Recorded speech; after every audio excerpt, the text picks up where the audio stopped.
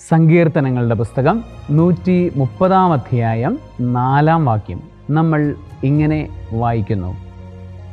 എന്നാൽ അങ്ങ് പാപം പൊറുക്കുന്നവനാണ്, അതുകൊണ്ട് ഞങ്ങൾ അങ്ങയുടെ മുൻപിൽ ഭയഭക്തിയോടെ നിലനിൽക്കുന്നു. അങ്ങ് പാപം പൊറുക്കുന്നവനാണ്, ഞങ്ങൾ ആകയാൽ ഭയഭക്തിയോടെ അങ്ങയുടെ മുൻപിൽ നിലനിൽക്കുന്നു.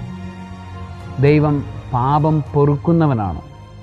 പലപ്പോഴും നമ്മളുടെ ജീവിതത്തിൽ എപ്പോഴെങ്കിലുമൊക്കെ ഒരു വലിയ കഠിനമായൊരു പാപം നമ്മളുടെ ജീവിതത്തിൽ വന്നു പോയിട്ടുണ്ടെങ്കിൽ അതിനെക്കുറിച്ച് ജീവിതം മുഴുവനും കരഞ്ഞുകൊണ്ടിരിക്കുന്നവരെ കണ്ടിട്ടുണ്ട്.